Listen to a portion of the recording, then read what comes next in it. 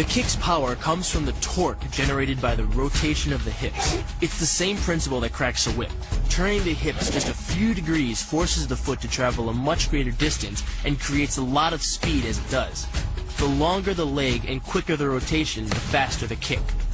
And unlike karate, Muay Thai fighters are also taught to strike with the hard bone of the shin. A Muay Thai kick can generate roughly the same force as a baseball bat, enough to crack a rib. It works like a point of a knife. All the force is magnified by being concentrated in a small, hard area. Even if the elbow doesn't deliver a knockout, it will almost always leave a nasty cut, and often hitting in close neutralizes the opponent's weapon advantage. Then, in the clinch, we bring the power of the knee to bear. Unlike the kick, which relies on rotation to create power, the knee gets its power from leverage. Pulling our opponent down as we drive the knee up can deliver up to 2.5 tons of force, enough to lift a car. It's not the arms, but the legs that drive this.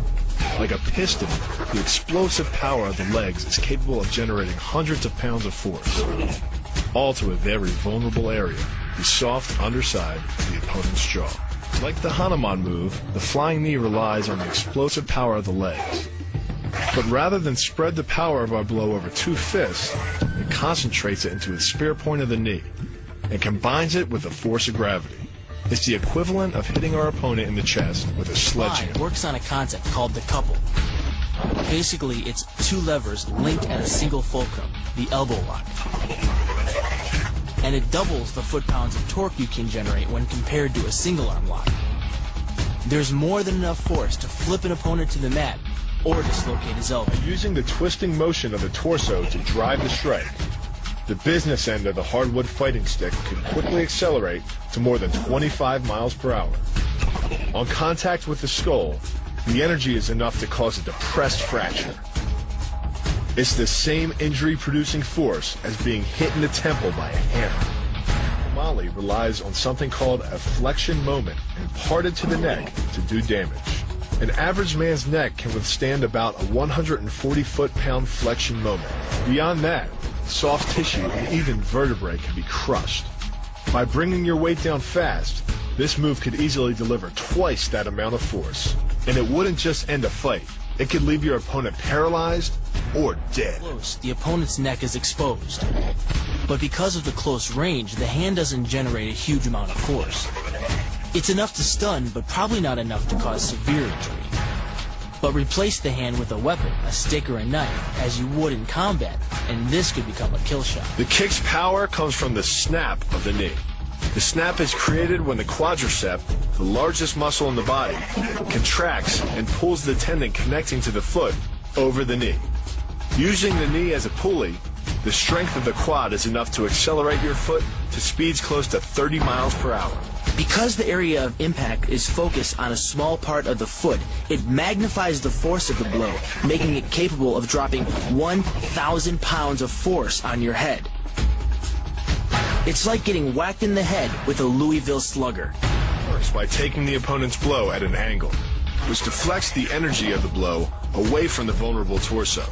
The harder you block, the further his blow will be deflected, and the more open he'll be to a counter strike. Rotating your fist 180 degrees right before it strikes the intended target.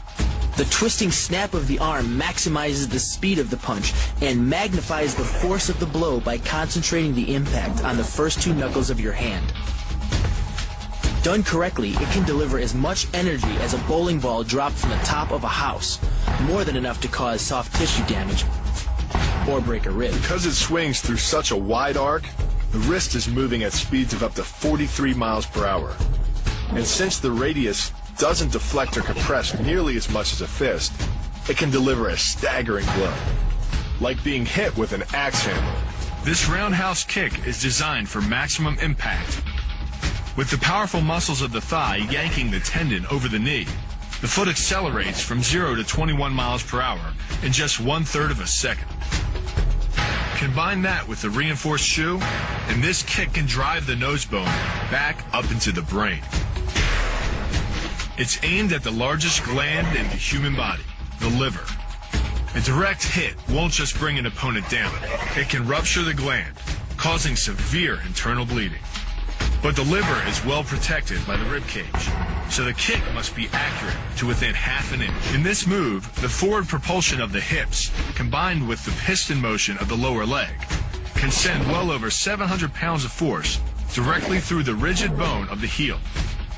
This impact won't just knock an opponent down. The force is enough to permanently damage his kneecap, leading with the near arm. The first jab travels the shortest distance to the opponent, so what it lacks in force, it makes up for in speed. The second punch, utilizing both the twist of the shoulders and the forward momentum of the kick, can carry over 4 times as much impact. And just a few hundred pounds of force to the temple is enough to cause a knockout. This move uses the same principle as a throw in judo, off-balancing your opponent and then using his momentum to send him down. But it's much more aggressive. The sweep here is actually a strike to one of the most sensitive areas of the body, the Achilles tendon.